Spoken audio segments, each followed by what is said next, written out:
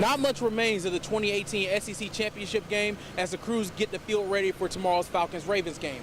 But one thing we know is for certain, the Georgia Bulldogs are residents of the Heartbreak Hotel yet again after another double-digit second-half collapse against the Alabama Crimson Tide here at the Benz.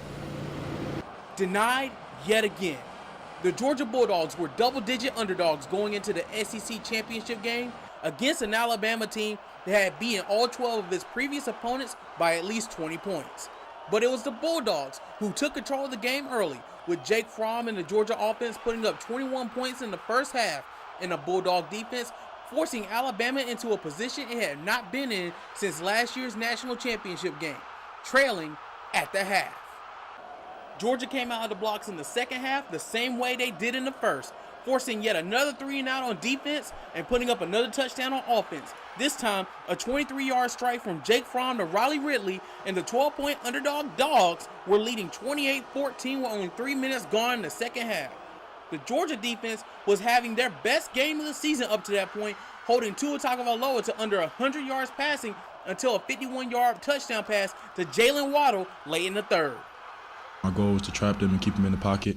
We had a lot of guys rushing with a lot of passion and, just a lot of determination to get those guys on the ground. It was still Georgia's game to win going into the fourth quarter. After Jalen Hurts came into the game and led Bama to the game-tying touchdown, Georgia still controlled his own destiny, getting the ball back on offense.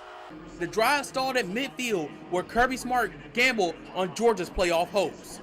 Even with the Alabama defense in the game, Smart went for a fake punt on 4th and 11 from midfield, but Justin Fields quickly ran out of field to run and was taken down for a turnover on downs. Thought it was there, and it was there today, and we were going to snap the ball quick, and we took too long to snap the ball. They didn't have a guy covered. We had a guy wide open. And Alabama would drive down the short field with Hurts scoring what would be the deciding blow. Georgia's dreams of the college football playoff had been dashed. Instead, the attention shifted to what could have been for the Dogs. Have said, that's really not for me to decide. That's for them to decide, and I thought we played our butts off today, and can control what we can control. Well, it boils down to one thing: do you want the 4 best teams in or not? It's that simple. They sat at home last year and got to go to the game while everybody was beating each other up, and they had a good football team. Give that coach across the sideline a vote who he doesn't want to play. And it'll start with us.